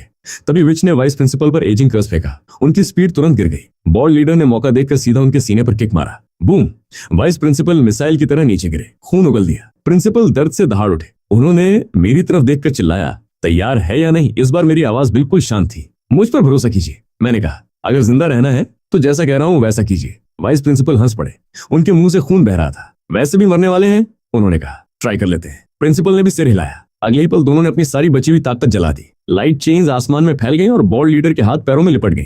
जमीन से विशाल रॉक हैंड्स निकले और उसकी टांगों को जकड़ लिया। असैसिन और विच लगातार उन्हें घायल कर रहे थे, लेकिन दोनों ने बाइंड नहीं छोड़ा। अब दोनों एक साथ चिल्लाए। मैंने अपनी उंगली बॉल लीडर की तरफ उठाई। Money talks. उसी पल मेरे अकाउंट से 10,000 गोल्ड कॉइन्स गायब हो गए। बॉल लीडर नीचे देखकर हंसा। मेरी डिफेंस 8,000 से ऊपर है, उसने घमंड से कहा। मैं खड़ा भी रहूं तो तुम। उसकी बात पूरी होने से पहले आसमान बदल गया। एक विशाल गोल्डन कॉइन प्रकट हुआ, पहले से कई गुना बड़ा, कई गुना ज्यादा चमकदार। ऐसा लग रहा था जैसे छोटा सूरज आसमान से उतर आया हो। पहली बार बॉल लीडर के चेहरे पर डर दिखाई दिया। कॉइन सीधे उसकी तरफ गिरने लगा। उसने चेन्स तोड़ने की कोशिश की, लेकिन वो चेन्स प्रिंसिपल और वाइस प्रिंसिपल की आधी लाइफ फोर्स से बनी थी। वो हिल भी नहीं पाया। मैंने अपनी उंगली नीचे कर दी। बूम! गोल्डन कॉइन उसके ब्लड डेमन बैरियर को ऐसे चीरता हुआ निकला जैसे कागज हो। अगली ही इंस्टेंट इंपैक्ट हुआ। 1,05,00,000 true damage. Defence ignore, level ignore, resistance ignore. Ball leader की हेल्थ का 2/3 हिस्सा एक हिट में गायब हो गया। उसकी चीख पूरे बैटलफील्ड में गूंज उठी। वो आसमान से नीचे गिर पड़ा। पूरा स्टेडियम फ्रीज हो गया। Principal, vice principal, teachers, students, सबकी आंखें फटी रह गईं। अभी कुछ सेकंड्स पहले उन्हें अपनी मौत तय लग रही थी, और अब लेवल 100+ लीडर मरने की कगार पर था। मैंने बिना रुके कहा, होल्ड हिम। फिर दोबारा मनी टॉक्स एक्टिवेट कर दिया और 10,000 गोल्ड कॉइन्स गायब हो गए। दूसरा गोल्डन कॉइन आसमान से गिरा। बॉल लीडर के चेहरे पर प्योर टेरर था। बूम! इस बार उसकी बची हुई हेल्थ भी खत्म हो गई। उसका शरीर गोल्डन लाइट में बदल गया और हवा में डिसॉल्व हो गया। Silence, absolute silence. Level 100+ leader dead. अब ऊपर सिचुएशन 2 वर्सेस 2 थी। असैसिन और कर्सविच दोनों मुझे ऐसे देख रहे थे जैसे कोई मॉन्स्टर देख लिया हो। उनकी आंखों में पहली बार डर साफ दिखाई दे रहा था। ये लड़का सबसे बड़ा खतरा है। विच चीखी, इसे अभी मारो। असैसिन ने वाइस प्रिंसिपल का अटैक जानबूझकर इग्नोर कर दिया। उसने चोट खाई, लेकिन उसी मोमेंट अपनी डैगर उठाई। ब्लैक डेथ लाइट निकलकर सीधे मेरे सिर की तरफ दौड़ी। क्राउड से चीखें उठी। लेवल 100+ का किल शॉट, किसी भी न्यूबी के लिए इंस्टेंट डेथ। लेकिन मैं घबराया नहीं। मैंने अपनी उंगली में पहनी डार्क गोल्ड रिंग को छुआ। होठों पर हल्की मुस्कान आई। Money wall. मैंने रिंग को एक्टिवेट किया। उसी पल 20,000 गोल्ड कॉइन्स खर्च हो गए और मेरे चारों तरफ एक हल्का सुनहरा शील्ड बन गया। अगले ही सेकंड असैसिन की ब्लैक डेथ लाइट सीधे उस शील्ड से टकराई। बूम! पूरा जिम सफेद और काली रोशनी से भर गया।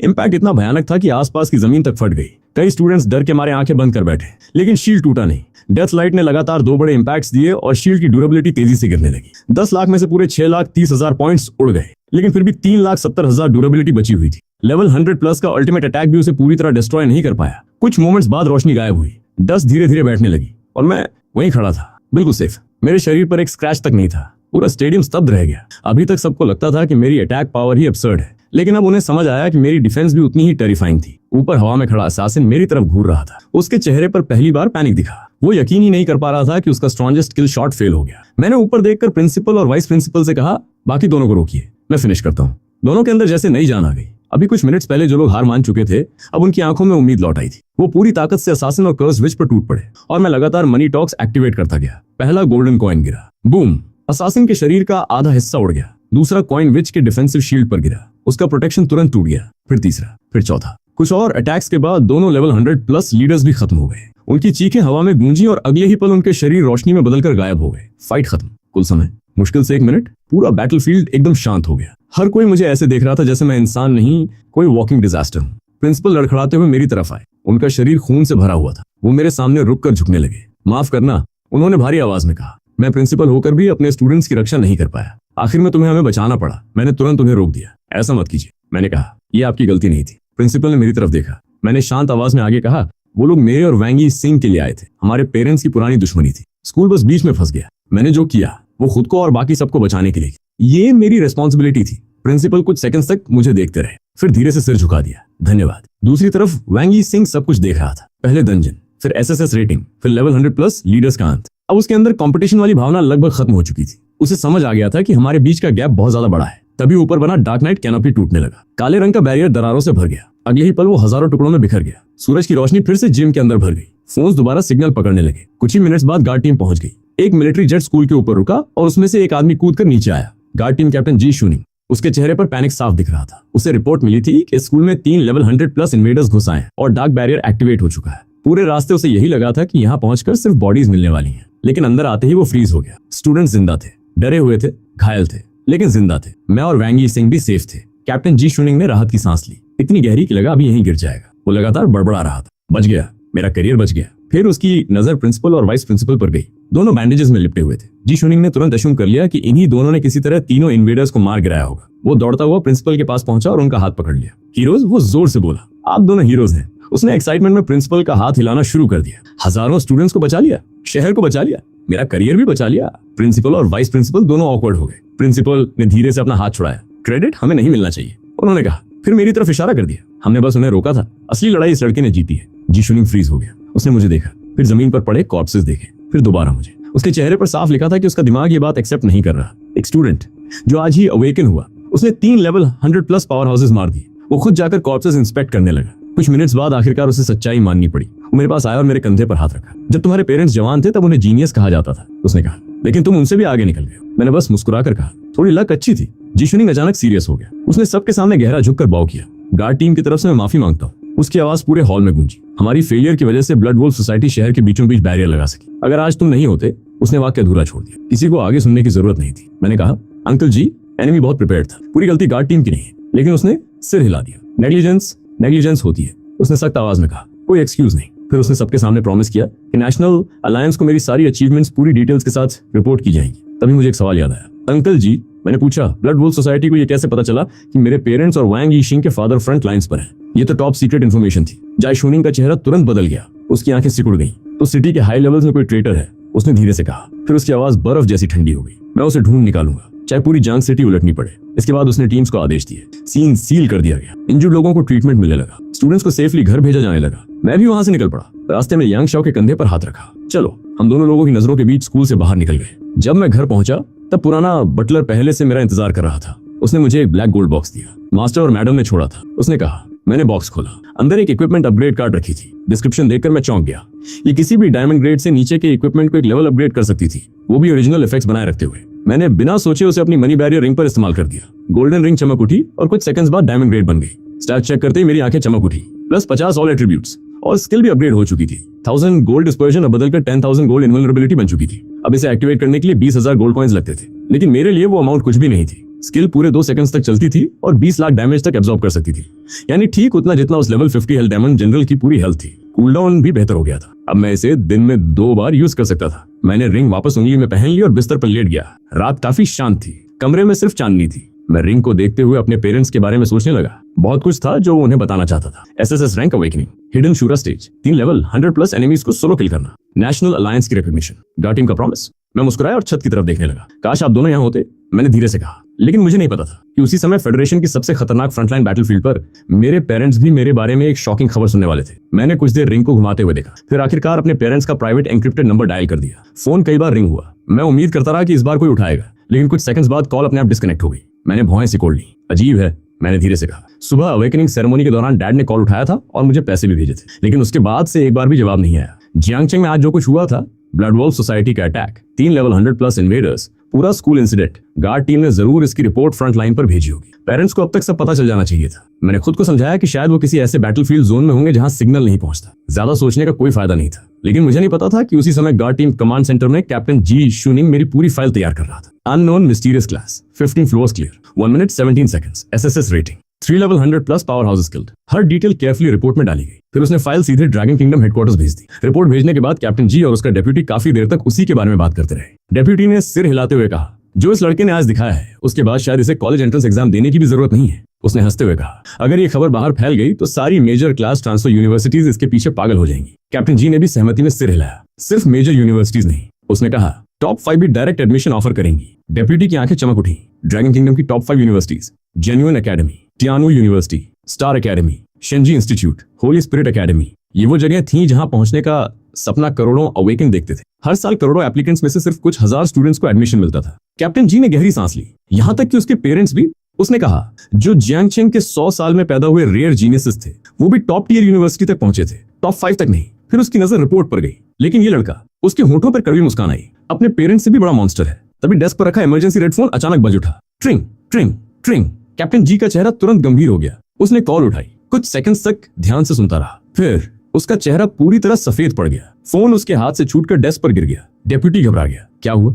कैप्टन जी की आवाज कांप रही थी। आसमान गिर गया, उसने बमुश्किल कहा। उसी समय मैं अपने कमरे में लाइट बंद करके सोने की तैयारी कर रहा था, तभी बेडरूम डोर पर नॉक हुआ। अंकल जियांग अंदर आए। उनका चेहरा बेहद गंभीर था। कैप्टन जी शूनिंग नीचे आए हैं। मेरे दिल में अचानक बुरा एहसास हुआ। बिना कुछ पूछे मैंने कोट पहना और तेजी से नीचे उतर गया। लिविंग रूम में कैप्टन जी खड़ा था, अभी भी यूनिफॉर्म में। ऐसा लग रहा था जैसे वो सीधे कमांड सेंटर से भाग कर आया हो। उसका चेहरा पीला पड़ चुका था, आंखें लाल थीं, जैसे कुछ घंटों में ही 10 साल बूढ़ा हो गया हो। मैंने बिना घुमाए सीधा पूछा, क्या हुआ? कैप्टन जी कुछ सेकंड्स तक बोल ही नहीं पाया। आखिर उसने मुश्किल से कहा, तुम्हें खुद को संभालना होगा। मेरा दिल और नीचे डूब गया। मेरे पेरेंट्स? मैंने तुरंत पूछा। कमरे में कुछ पल की खामोशी छा गई। फिर कैप्टन जी ने धीरे से सिर झुका लिया। फ्रंट लाइन से खबर आई है। उसकी आवाज भारी थी। 3 पिलर्स, वो रुका, जिनमें तुम्हारे पेरेंट्स भी शामिल थे, मिशन के दौरान किल्ड इन एक्शन घोषित कर दिए गए। मेरे कानों में जैसे एक्सप्लोजन हुआ। कुछ सेकंड्स तक मुझे बाकी शब्द सुनाई ही नहीं दिए। कैप्टन जी आगे बोलता रहा, एबिस rift suppression mission, powerful alien life form, massive battle, फिर स्पेशल नोड कोलैप्स, और उसके बाद स्पेशल स्टॉर्म। स्टॉर्म ने तीनों पिलर्स और उस एलियन को अपने अंदर निगल लिया। मैं चुपचाप सुनता रहा, फिर धीरे से बोला, तो बॉडी कहाँ है? कैप्टन जी रुक गया। क्या बॉडी कहाँ है? मैंने दोबारा पूछा। कोई बॉडी मिली? नहीं, उसने जवाब दिया। तो फिर आप कैसे कह सकते हैं कि वो मर गए? मेरी आवाज अभी शांत थी। कैप्टन जी ने स्पेशल स्टॉर्म के बारे में समझाया। बिना कोऑर्डिनेट्स, बिना डायरेक्शन, अंदर कम्युनिकेशन पूरी तरह खत्म। इतिहास में कभी कोई वापस नहीं आया। फ्रंट लाइन रूल्स के मुताबिक जो स्पेशल स्टॉर्म में गायब हो जाए उसे डेड प्रिज्यूम किया जाता है। लेकिन मैंने तुरंत सिर हिला दिया। इम्पॉसिबल। मैंने कहा, मेरे पेरेंट्स ऐसे नहीं मर सकते। कैप्टन जी कुछ बोलना चाहता था, लेकिन मैंने उसे रोक दिया। उन्हें स्टॉर्म ने निगला है, इसका मतलब सिर्फ इतना है कि वो मिसिंग है, डेड नहीं। मेरी आंखें सीधे उसकी आंखों में थीं। जब तक बॉडी नहीं मिलती मैं नहीं मानूंगा। कमरे में कुछ पल के लिए सन्नाटा छा गया। कैप्टन जी ने आखिर धीरे से सिर हिलाया। फ्रंट लाइन अभी भी स्पेशल फ्लक्चुएशंस ट्रैक कर रही है। उसने कहा, अगर कोई खबर आई तो सबसे पहले तुम्हें बताऊंगा। फिर उसने मेरे कंधे पर हाथ रखा। तुम्हारे पेरेंट्स आज तुम पर गर्व करते। SSS rank, 3 level 100+ skills. उसकी आवाज भर्रा गई। लेकिन अभी सबसे जरूरी है कि तुम खुद को संभालो। उसने बताया कि अब उसे यही खबर वैंग फैमिली तक भी पहुंचानी है। फिर वो चला गया। उसके जाने के बाद मैंने अंकल जियांग की तरफ देखा। मैं उन्हें ढूंढने जाऊंगा, मैंने शांत आवाज में कहा। अंकल जियांग कुछ सेकंड्स तक मुझे देखते रहे, फिर बोले, एबिस रिफ्ट फ्रंट लाइन। उन्होंने धीरे से कहा, वहां लेवल 200 से नीचे कोई कदम भी नहीं रख सकता। मैंने बिना एक पल गंवाए जवाब दिया, तो मैं जल्दी ही लेवल 200 पहुंच जाऊंगा। अंकल जियांग मुझे देखते रहे, फिर उनके चेहरे पर हल्की मुस्कान आई। हाँ, उन्होंने कहा, तुम कर लोगे। मैं सिर हिलाकर वापस ऊपर चला गया। लेकिन मेरे जाने के बाद अंकल जियांग काफी देर तक लिविंग रूम में बैठे रहे। उनके चेहरे पर चिंता साफ दिखाई दे रही थी। अब जबकि मेरे पेरेंट्स ऑफिशियली मिसिंग माने जा रहे थे, Fang Fong chamber of commerce का पूरा कंट्रोल मेरे हाथ में आने वाला था। सदर्न प्रोविंस की सबसे बड़ी बिजनेस एम्पायर्स में से एक, wealth distribution networks, equipment channels, ocean workshops, dungeon materials trade, countless resources. जब तक मेरे पेरेंट्स थे, किसी की हिम्मत नहीं थी उस एम्पायर की तरफ आंख उठाकर देखने की। लेकिन अब सिचुएशन बदल चुकी थी और मुझे इसकी भनक तक नहीं थी। उसी रात लॉन्गशन सिटी की जेन्युइन एकेडमी में प्रिंसिपल ने मेरी रिपोर्ट पढ़ी। कुछ मिनट्स तक वो फाइल को घूरता रहा, फिर सिर्फ एक शब्द बोला, मॉन्स्टर। उसने तुरंत एडमिशंस ऑफिस के टीचर जो को बुलाया। अभी जियांगचेंग जाओ, उसने आदेश दिया। फाइल सच निकली तो एस रैंक एडमिशन ऑफर करना। टीचर जो की आंखें फैल गई। एस रैंक ट्रीटमेंट, एकेडमी का हाईएस्ट एडमिशन पैकेज। पूरे ग्रेड में सिर्फ कुछ स्टूडेंट्स को मिलता था। प्रिंसिपल ने गंभीर स्वर में कहा, बाकी टॉप स्कूल्स भी मूव करेंगी, हमें पहले पहुंचना होगा। लेकिन तभी उसके कम्युनिकेशन डिवाइस पर एक नया मैसेज आया। उसने मैसेज पढ़ा और कुछ सेकंड्स तक चुप रहा, फिर टीचर जो की तरफ देखा। रहने दो, उसने कहा, अब जाने की जरूरत नहीं है। टीचर जो कंफ्यूज हो गया। क्यों? प्रिंसिपल ने धीरे से जवाब दिया, टियानलोंग ने मूव कर दिया है। टीचर जो के हाथ से फाइल लगभग गिर गई। टियानलोंग ड्रैगन किंगडम की एब्सोल्यूट टॉप अथॉरिटी, जहां तक सामान्य यूनिवर्सिटीज की पहुंच भी नहीं थी। टीचर जो अविश्वास से बोला, एक स्टूडेंट जो आज ही अवेकन हुआ। उसने टियानलोंग का ध्यान खींच लिया। अगली सुबह मैं हमेशा की तरह शांत होकर उठा, तैयार हुआ, नीचे ब्रेकफास्ट टेबल पर पहुंचा। अंकल जंग पहले से इंतजार कर रहे थे। उनकी आंखों में चिंता अब भी थी। उन्होंने धीरे से कहा, यंग मास्टर, खुद को मजबूर मत कीजिए। मैंने उनकी तरफ देखा, फिर बिल्कुल शांत आवाज में कहा, मेरे पेरेंट्स मरे नहीं है। वो चुप रहे।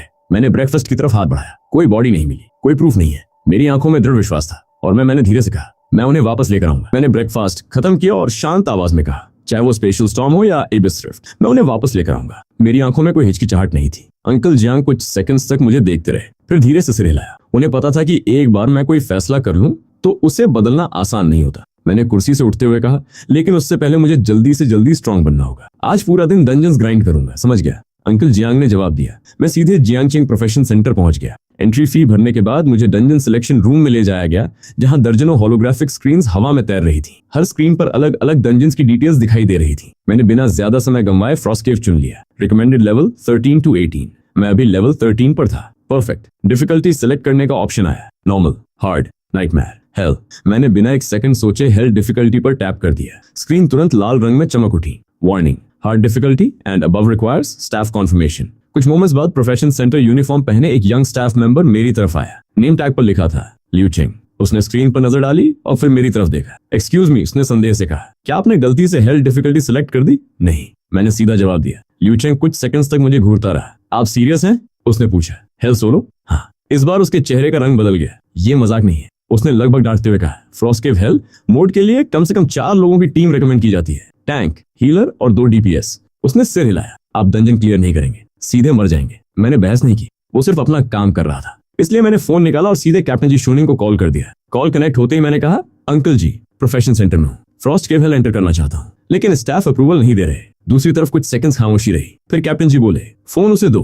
मैंने फोन लियू चेंग को पकड़ा दिया। लियू चेंग ने कैजुअल एक्सप्रेशन के साथ फोन लिया, लेकिन जैसे ही उसने दूसरी तरफ का नाम सुना, उसका पूरा शरीर सीधा हो गया। Yes sir. उसकी आवाज अचानक मिलिट्री स्टाइल हो गई। Understood sir. कुछ सेकंड्स बाद उसने दोनों हाथों से फोन वापस मुझे दिया। अब उसकी आंखों में पहले वाली नजर नहीं थी। पहले वो मुझे एक रेकलेस रुकी समझ रहा था, अब ऐसे देख रहा था जैसे किसी VIP को देख रहा हो। उसने तुरंत अप्रूवल दे दिया। पोर्टल एक्टिवेट हुआ। स्क्रीन पर लिखा आया, name Lufong, level 13, participants 1, solo. Liu Cheng की आंख फिर से फड़क गई। अगर अंदर प्रॉब्लम हो, उसने हिचकते हुए कहा, तो इमरजेंसी इवैक्यूएशन स्क्रॉल यूज कर लेना। हेल मोड में भी सिर्फ 3 सेकंड्स डिले है। मैंने मुस्कुराकर जवाब दिया, जरूरत नहीं पड़ेगी, और पोर्टल में कदम रख दिया। अगले ही पल मैं फ्रॉस्ट केव के अंदर था। सिस्टम नोटिफिकेशन तुरंत सामने आई। Extreme cold domain active, movement speed -30%, attack speed -20%, stamina consumption +50%। मैंने नोटिफिकेशन बंद कर दी। कोई फर्क नहीं पड़ता था। Money ghosts, boom, 10 golden giants एक साथ समन हो गए। जैसे लेवल 12 फ्रॉस्ट वुल्व्स के झुंड सामने आए, मनी घोस्ट्स उन पर टूट पड़े।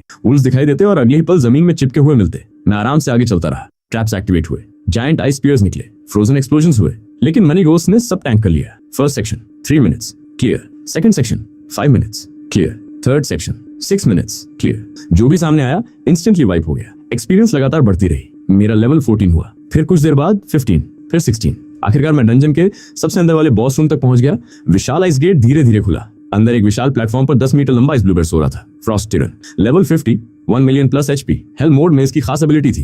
हेल्थ हाफ से नीचे जाते ही 20 सेकंड्स तक हर सेकंड 5% HP रिकवर करता था। बेयर ने आंखें खोली, मुझे देखा, फिर पूरी केव हिला देने वाली दहाड़ मारी। मैंने सिर्फ एक शब्द कहा, किल। अगले ही पल 10 मनी घोस्ट मिसाइल की तरह टूट पड़े। फ्रॉस्ट टिरन खड़ा भी नहीं हो पाया था, क्योंकि उस पर पंचेस, एल्बोज, नीज और स्टॉम्प्स की बारिश शुरू हो गई। कोई फैंसी स्किल नहीं, सिर्फ ब्रूट फोर्स। हेल्थ बार 90%, 70, 50। रिकवरी ट्रिगर हुई। ग्रीन नंबर्स ऊपर उठने लगे, लेकिन मनी घोस्ट की बीटिंग उससे कहीं तेज थी। HP रिकवर होने से पहले ही पूरी बार खाली हो गई। बूम, फ्रॉस्ट टिरन जमीन पर गिर पड़ा। Dungeon clear.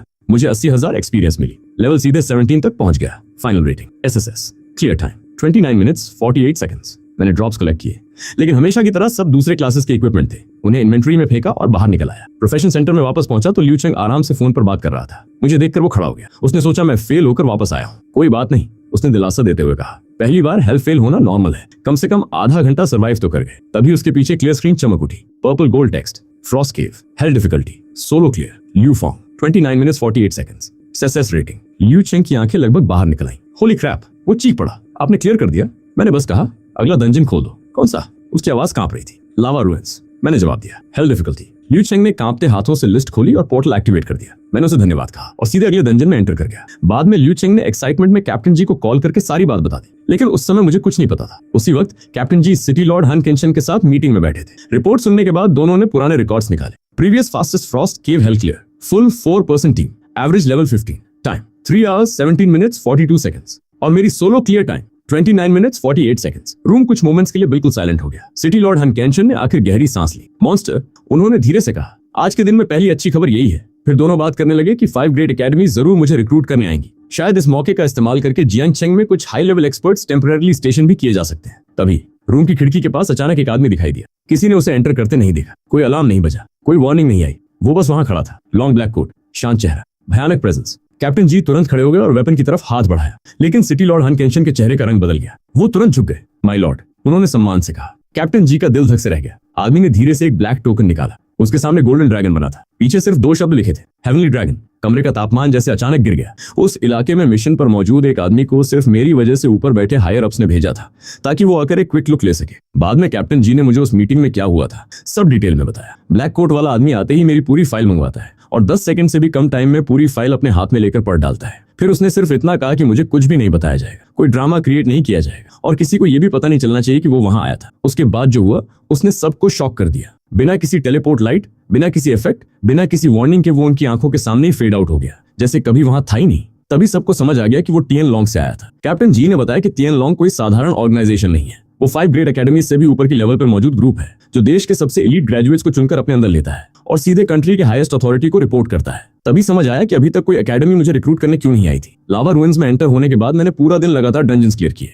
Molten ruins hello मैंने सिर्फ 34 मिनट में खत्म किया। पॉइजन मिस्ट स्वॉम्प 38 मिनट में, बोन ग्रेवयार्ड 32 मिनट में, थंडर कैनियन 41 मिनट में और इसी तरह सिलसिला चलता रहा। दिन खत्म होने तक मैंने कुल 16 डंजन सोलो हेल डिफिकल्टी पर क्लियर कर दिए थे। हर रन पर एसएसएस रेटिंग मिली और जियांग चेंग के पुराने रिकॉर्ड्स को घंटों के अंतर से तोड़ दिया। शाम तक मैं लेवल 40 पर पहुंच चुका था। लियू चेंग पूरे दिन एंट्रेंस पर खड़ा मुझे अंदर जाते और बाहर आते देखता रहा। दोपहर तक उसका दिमाग लगभग शट डाउन हो चुका था। वो बस एक ही लाइन बार बार बोल रहा था। वो फिर अंदर चला गया। उधर कैप्टन जी और सिटी लॉर्ड डिफेंस प्लान्स पर डिस्कशन कर रहे थे। तभी उन्हें रिपोर्ट्स मिली। दोनों मेरी स्पीड देखकर दंग रह गए। जहां नॉर्मल लोग फुल टीम और अच्छे रिसोर्सेज के साथ महीनों लगाकर लेवल 40 तक पहुंचते हैं, वहां मैंने सिर्फ एक दिन में ये कर दिखाया था। फिर दोनों गेस करने लगे कि मैं लेवल 100 तक कब पहुंचूंगा और फर्स्ट एडवांसमेंट कब कंप्लीट करूंगा। कैप्टन जी ने कहा शायद आधा महीना लगेगा, जबकि सिटी लॉर्ड बोला सिर्फ 10 दिन। अगले दिन मैं हमेशा की तरह प्रोफेशन सेंटर वापस पहुंचा। लियू चेंग ने मुझे देखते ही तुरंत खड़े होकर सर कहना शुरू कर दिया। मेरे मुंह खोलने से पहले ही उसने मेरे करंट लेवल रेंज का हाईएस्ट एक्सपीरियंस हेल डंजन तैयार कर रखा था। मैंने उसे थैंक्स कहा और सीधे डंजन में एंटर हो गया। पूरा दिन फिर ग्राइंडिंग चलती रही। शाम तक जब मैं बाहर निकला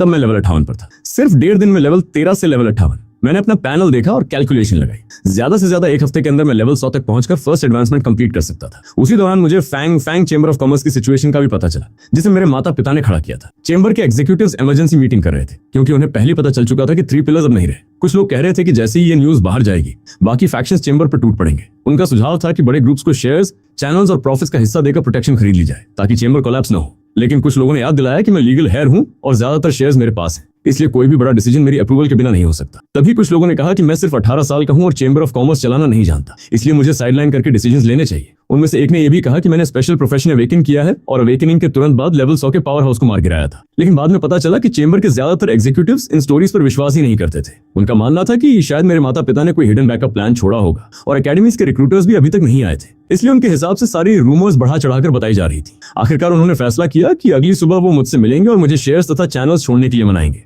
बदले में बड़ी फैक्शंस प्रोटेक्शन देंगी और एक टेम्पररी मैनेजमेंट कमेटी चेंबर चलाएगी, जबकि मैं सिर्फ नाम का एयर बना रहूंगा। अगर मैंने मना किया तो वो चेंबर रूल्स का इस्तेमाल करके मेरी डिसीजन पावर फ्रीज कर देंगे या पूरा सिस्टम शट डाउन कर देंगे। अगली सुबह ब्रेकफास्ट के दौरान स्टुअर्ट जांग और जांग शाओ दोनों मौजूद थे। जांग शाओ ने मुझे आधा दिन ब्रेक लेने और बाहर जाकर सेलिब्रेशन करने के लिए मनाने की कोशिश की। उन्हें लग रहा था कि मैं हाल की घटनाओं के बाद खुद को जरूरत से ज्यादा पुश कर रहा हूँ। मैंने हंसकर कहा कि मैं बिल्कुल फाइन हूँ, दिमाग भी क्लियर है और जब रेस्ट की जरूरत होगी तब खुद ले लूंगा। तभी नानी अंदर आई और बताया कि चेंबर के कई हाई लेवल एग्जीक्यूटिव्स मुझसे मिलने पहुंचे हैं। कुछ देर बाद वे सभी विला में एंटर हुए। चेन गुआंग माओ सबसे आगे था। आते ही उसने मेरे माता पिता के लिए फेक कॉन्डोलेंसेस देना शुरू कर दिया। मैंने सीधे कहा मेरे माता पिता मरे नहीं है, डायरेक्टर लिनमैन ने तुरंत जवाब दिया कि चेंबर उम्मीदों पर नहीं चल सकता। फिर उसने अपना पूरा प्लान सामने रख दिया। सदर्न प्रोविंस की बड़ी फैक्शंस को चैनल्स और प्रॉफिट शेयर्स देकर प्रोटेक्शन खरीदनी होगी और चेंबर को टेम्पररी मैनेजमेंट कमेटी के हवाले करना होगा, जबकि मैं सिर्फ लीगल हेयर बना रहूंगा। मैंने शांत आवाज में कहा, मतलब तुम लोग मेरे माता पिता की लेगेसी आउटसाइडर्स को सौंपना चाहते हो? चेन गुआंग माओ हंस पड़ा। उसने कहा कि ये लेगेसी बचाने का तरीका है, क्योंकि टॉप एक्सपर्ट्स के बिना चेंबर को होल्ड करना नामुमकिन है। मैंने उसकी आंखों में देखते हुए कहा, जब तक मैं यहाँ हूँ चेंबर कोलैप्स नहीं होगा। वो और जोर से हंसा और बोला, तुम अभी बहुत छोटे हो, चेंबर चलाने की बात 10 या 20 साल बाद करना। इसके बाद उन्होंने स्टुअर्ट जांग को बाई करने की कोशिश की। High level crystal core, potential potion और जियांग शाओ के लिए पूरा silver archer gear set offer किया गया ताकि वो मुझे मनाने में मदद करे, लेकिन जियांग शाओ ने बॉक्स उठाकर सीधे फर्श पर पटक दिया। उसने गुस्से में कहा, अपना ये कबाड़ वापस ले जाओ, मैं इसे कभी बिट्रे नहीं करूंगा। स्टुअर्ट जांग भी मेरे पीछे खड़ा हो गया और बोला, इसका डिसीजन ही मेरा डिसीजन है। डायरेक्टर लिनमैन का चेहरा ठंडा पड़ गया। उसने कहा कि अगर मैं नहीं माना तो उनके पास दूसरे तरीके भी हैं और वो बिल्कुल अच्छे नहीं होंगे। उन्होंने senior management joint meeting system और बोर्ड एग्रीमेंट्स का हवाला देकर चेंबर टेक ओवर करने की बात शुरू कर दी। मैं बस मुस्कुराया और कहा, अगर मामला कोर्ट तक गया तो प्राइमरी हेयर होने के नाते शायद जीत मेरी ही होगी। उन्होंने फिर इमोशनल प्रेशर डालने की कोशिश की और कहा कि मैं अपने माता पिता की बनाई लेगेसी बर्बाद कर दूंगा। मैंने कुर्सी से उठते हुए जवाब दिया, आखिर में ये ऐसी दुनिया है जहां सिर्फ स्ट्रेंथ की वैल्यू होती है। फिर मैंने सबकी तरफ देखा और कहा, चूंकि तुम लोगों को लगता है कि मैं चेंबर चलाने के लायक नहीं हूं, तो इसे सबसे सिंपल तरीके से सॉल्व करते हैं। मैंने उन सभी एग्जीक्यूटिव्स की तरफ देखते हुए आखिरी बार कहा, 5 दिन बाद हेडक्वार्टर्स अरेना में फैसला हो जाएगा। मेरी आवाज शांत थी, लेकिन उसमें कोई हिचकिचाहट नहीं थी। जो मेरे सामने खड़ा होगा मैं उससे लड़ूंगा, जो नहीं मानेगा उसे मैं खुद झुकाऊंगा। पूरे रूम में सन्नाटा छा गया। कुछ सेकंड्स तक किसी ने कुछ नहीं कहा। फिर अचानक चेन गुआंग माओ हंस पड़ा। अच्छा, उसने मेज पर हाथ मारते हुए कहा, बहुत अच्छा। उसके चेहरे पर एक्साइटमेंट साफ दिखाई दे रही थी, जैसे उसे किसी जैकपॉट की टिकट मिल गई हो। यंग मास्टर, ये प्रपोजल मुझे मंजूर है। लिनमैन ने भी तुरंत मौका पकड़ लिया। वर्बल एग्रीमेंट काफी नहीं होगा, उसने कहा, रिटन कॉन्ट्रैक्ट बनेगा, दोनों पक्ष साइन करेंगे ताकि बाद में कोई पीछे न हट सके। मैंने बिना सोचे सिर हिला दिया। ठीक है ठीक है, अगर मैं हारता तो चेंबर के मैनेजमेंट में कभी इंटरफियर नहीं करता। अगर मैं जीतता तो चेंबर का हर एग्जीक्यूटिव और हर डिपार्टमेंट पूरी तरह मेरे कंट्रोल में आता। दोनों पक्षों ने साइन कर दिए। एग्जीक्यूटिव्स संतुष्ट चेहरों के साथ वहां से निकल गए। उनके जाते ही अंकल जियांग ने गहरी सांस छोड़ी। यंग मास्टर, उनकी आवाज में चिंता थी, आपने बहुत बड़ा रिस्क ले लिया। मैंने उनकी तरफ देखा। अंकल जियांग आगे बोले, लेवल 100 के बाद फर्स्ट एडवांसमेंट होती है। उसके बाद हर लेवल पर मिलने वाले स्टैट्स कम से कम 5 गुना बढ़ जाते हैं। लेवल 200 प्रोफेशनल्स और लेवल 100 के बीच का गैप बहुत बड़ा होता है। जिंग शाह ने तुरंत विरोध किया, लेकिन ब्रदर लू जीत सकता है, उसने कहा। उसने लेवल 100 प्लस एनिमीज को मार गिराया था। अंकल जिंग ने सिर हिलाया। वो अलग सिचुएशन थी। फिर उन्होंने मेरी तरफ देखा। इस बार सामने कई एक्सपीरियंस्ड प्रोफेशनल्स होंगे। मैंने बस मुस्कुराकर जैकेट उठाई। मैं कभी बिना तैयारी के लड़ाई नहीं लड़ता। मैंने कहा, 5 दिन काफी है। इतना कहकर मैं प्रोफेशन सेंटर के लिए निकल गया। पीछे अंकल जांग ने सिर पकड़ लिया। ये लड़का, उन्होंने बड़बड़ाया, बहुत रेकलेस है। दूसरी तरफ जांग शाह अब भी उम्मीद से भरा हुआ था। मुझे लगता है वो जीत जाएगा, उसने धीरे से कहा। उसी समय चेंबर एग्जीक्यूटिव्स की गाड़ियां विल्ला से दूर जा रही थी। चेन गुआंग माओ जोर से हंस रहा था। हेवन सच में मेरी मदद कर रहा है, उसने कहा। मैं सोच रहा था इसे कंट्रोल करने के लिए कितना एफर्ट लगेगा, और इसने खुद कॉम्बैट चैलेंज दे दिया। लिनमैन भी मुस्कुराई। मुझे लगा था ज्यादा प्लानिंग करनी पड़ेगी। एक एल्डर ने तिरस्कार से कहा, युवा लोग ऐसे ही होते हैं, 2-4 अचीवमेंट्स मिल जाए तो खुद को इनविंसिबल समझने लगते हैं। उसने नाक सिकोड़ ली। कुछ ब्लड वुल्फ मेंबर्स मार दिए तो क्या हुआ, वो भी शायद उसके पेरेंट्स की छोड़ी हुई प्रोटेक्शंस की वजह से। झाओ नाम के एग्जीक्यूटिव ने भौहें सिकोड़ ली। इतने केयरलेस मत बनो, उसने चेतावनी दी। वो लू तियनशंग और सू चिंग यू का बेटा है, उनके छोड़े हुए ट्रम्प कार्ड्स हो सकते हैं। चेन गुआंग माओ ने हाथ हिलाकर बात उड़ा दी। तो क्या, उसने कहा, कोई ट्रम्प कार्ड 10 बार थोड़ी यूज कर सकता है, और इस बार चेंबर के सारे हाई लेवल प्रोफेशनल्स मौजूद होंगे। बाकी लोगों ने भी सहमति में सिर हिला दिया। जल्द ही उन्होंने दूसरे शहरों के बड़े चेंबर्स और फैक्शन से कांटेक्ट करना शुरू कर दिया। वनबाओ, ब्लैकस्टोन, इन्हीं equipment channels, protection deals, share transfers, profit agreements, सब कुछ सीक्रेटली अरेंज होने लगा। उनका प्लान सिंपल था, ड्यूअल खत्म होते ही एग्रीमेंट लागू कर देंगे और चेंबर पर पूरा कंट्रोल ले लेंगे। लेकिन मुझे इन सब चीजों की परवाह नहीं थी। मेरे लिए चेंबर सिर्फ एक टेम्पररी ऑब्स्टिकल था। असली लक्ष्य कुछ और था। एबिस रिफ्ट, स्पेशल स्टॉर्म और मेरे पेरेंट्स। मैं सीधे ब्लैक रॉक वोल्केनो डंजन पहुंचा। Health difficulty, entry level 58, recommended party size 8। System notification सामने आई। स्कॉचिंग डोमेन एक्टिव, हर minute burn damage, stamina consumption plus 80%। मैंने बिना पढ़े नोटिफिकेशन बंद कर दी। मनी घोस्ट, 10 गोल्डन जायंट्स फिर से सामने आ गए। अब वो पहले से भी ज्यादा विशाल और शक्तिशाली थे। सामने लेवल 62 लावा हेलहाउंड्स के झुंड दौड़ते हुए आए। हर एक के पास 3,80,000 एचपी थी, लेकिन मनी घोस्ट ने उन्हें ऐसे कुचला जैसे कागज के खिलौने हो। एक्सपीरियंस लगातार बढ़ती गई। लेवल 60, 61, 62 और फिर उससे भी आगे। पूरा दिन डंजन ग्राइंड में निकल गया। मेरी ग्रोथ रेट इतनी absurd थी कि खुद सिस्टम भी शायद कंफ्यूज हो रही होगी। हर लेवल पर मेरे स्टैट्स बढ़ते तो मनी घोस्ट मजबूत होते। मनी घोस्ट मजबूत होते तो डंजन क्लियर स्पीड बढ़ती। फास्टर क्लियर मतलब फास्टर एक्सपीरियंस मतलब फास्टर लेवल अप, और फिर पूरा साइकिल दोबारा शुरू हो जाता। नॉर्मल अवेकेंड इस स्टेज पर एक लेवल बढ़ाने में 10 दिन या 2 हफ्ते लगा देते थे। मैं एक दिन में दर्जनों लेवल्स पार कर रहा था। शाम तक मेरा लेवल 75 पहुंच चुका था। रात को मैं वापस घर लौटा और अगले दिन फिर ग्राइंड करने का प्लान बनाया। उसी समय सिटी लॉर्ड ऑफिस में कैप्टन जी और हनकेंशन रिपोर्ट्स देख रहे थे। उसने फिर क्लियर कर दिया। हनकेंशन ने पूछा। कैप्टन जी ने हंसते हुए सिर हिलाया। Level 75 dungeon. हनकेंशन कुछ सेकंड्स चुप रहे, फिर बोले, मुझे लगता है दुनिया एबनॉर्मल हो गई है। कैप्टन जी मुस्कुराया। दुनिया नहीं, सिर्फ वो एबनॉर्मल है। हनकेंशन ने लंबी सांस ली। मुझे फैंगफोंग चेंबर के अपर मैनेजमेंट पर तरस आता है, उन्होंने कहा। उन्हें अंदाजा ही नहीं कि वो किस तरह के मॉन्स्टर से टकराने जा रहे हैं। कैप्टन जी ने सुझाव दिया कि थोड़ी इन्फॉर्मेशन लीक कर दी जाए ताकि एग्जीक्यूटिव समझ जाए और बेवकूफी न करें, लेकिन हनकेंशन ने सिर हिला दिया। नहीं, उन्होंने गंभीर स्वर में कहा। उसका इवैल्यूएशन हेवनली ड्रैगन कर रहा है। रूम कुछ मोमेंट्स के लिए शांत हो गया। हमें नहीं पता वो क्या देख रहे हैं, हनकेंशन बोले। अगर हम इंटरफीयर करेंगे तो शायद उसकी असेसमेंट खराब हो जाए। कैप्टन जी ने सिर हिलाया। सही बात है। हनकेंशन कुर्सी पर पीछे झुक गए और सच कहूं उनके होठों पर हल्की मुस्कान आई। मैं भी देखना चाहता हूं कि ये लड़का आखिर कितना आगे जा सकता है। कैप्टन जी हंसा। फंग चेंबर के पास 4 लेवल 200 पावर हाउसेस हैं। अगर वो शेमलेस होकर टीम अप कर लें तो शायद मैं भी नहीं जीत पाऊं, हनकेंशन ने जवाब दिया। लेकिन उसके बारे में कुछ भी नॉर्मल नहीं रहा है। अगले दिन मैं फिर डंजन में घुस गया। Grind, clear, repeat. शाम तक लेवल 88। उसके अगले दिन फिर वही ग्राइंड, क्लियर, रिपीट। और अंधेरा होते होते लेवल 99। मैं थका हुआ था लेकिन रुका नहीं। एक और डंजन, मैंने एडमिनिस्ट्रेटर से कहा। उसने घबरा कर पूछा, कौन सा? ब्लड मून अल्टा, मैंने जवाब दिया। Hello difficulty. 40 मिनट्स बाद डंजन क्लियर हो गया। एसएसएस रेटिंग और फिर सिस्टम नोटिफिकेशन चमकी। Congratulations, level 100 reached. First class advancement required. Experience gain temporarily locked. मैंने स्क्रीन बंद कर दी। फर्स्ट एडवांसमेंट क्वेस्ट कल करूंगा। ड्यूअल उससे अगले दिन था। Perfect timing. मैं पोर्टल से बाहर निकला और घर की तरफ चल पड़ा। लेकिन मुझे नहीं पता था कि पूरे समय प्रोफेशन सेंटर के ऊपर बादलों के बीच 2 लोग खड़े थे, तियानलोंग के ऑब्जर्वर्स। एक middle age man grey robe में नीचे मुझे देख रहा था। उसकी आंखों में अविश्वास था। अवेकनिंग से लेवल 100, उसने धीरे से कहा। सिर्फ 6 दिन में। उसके बगल में खड़ा दूसरा व्यक्ति भी चुप था। ग्रे रॉब मैन ने गहरी सांस ली। ड्रैगन किंगडम के पिछले 10,000 साल के रिकॉर्ड्स में उसकी नजर मुझ पर टिकी रही। ए स्पीड सबसे तेज लोगों में गिनी जाएगी, उसने धीरे से कहा। चिंग वॉन हाई को भी 8 दिन लगे थे, वो भी पूरे फैमिली सपोर्ट के साथ। बादलों के ऊपर खामोशी छा गई। फिर ग्रे रॉब मैन की आंखों में अचानक चमक उभरी। लेकिन असली टेस्ट, उसने धीरे से कहा, अब शुरू होगा। रिसोर्सेज, टॉप टीम्स और मैक्स पोशंस मेरे पास थे, जबकि मैं पूरा टाइम हेल डिफिकल्टी को सोलो कैरी कर रहा था। ट्रेनिंग कैंप के बाद वो मुझे अपनी टीम में लेना चाहता था, लेकिन ब्लैक कोट वाला आदमी अभी भी कन्विंस नहीं था। उसने साफ बोल दिया कि मैंने अभी तक उसका असेसमेंट पास नहीं किया है। फिर दोनों के बीच लंबी डिस्कशन शुरू हो गई। वो बात कर रहे थे कि स्टैंडर्ड्स इतने हाई क्यों रखे जाते हैं। उनका कहना था कि मेरी ग्रोथ स्पीड नॉर्मल लोगों से कहीं ज्यादा फास्ट है। अगर कभी मेरा कैरेक्टर या माइंडसेट गलत डायरेक्शन में चला गया तो मैं एक आम इंसान से कहीं बड़ा थ्रेट बन सकता हूँ। जितनी बड़ी टैलेंट होती है उतना ही बड़ा रिस्क भी होता है। इसी वजह से वो टैलेंटेड लोगों के लिए रूल्स या रिक्वायरमेंट्स को लूज नहीं कर सकते थे, क्योंकि अगर उन्होंने स्टैंडर्ड्स नीचे कर दिए तो हो सकता है कि फ्यूचर के गार्डियंस रिक्रूट करने की जगह फ्यूचर डिजास्टर्स को ही अपनी ऑर्गेनाइजेशन में एंट्री दे दे। आखिरकार काफी देर तक सोचने और बात करने के बाद ग्रे रॉब पहने हुए आदमी ने भी उनकी बात मान ली और आखिर में एग्रीमेंट दे दिया।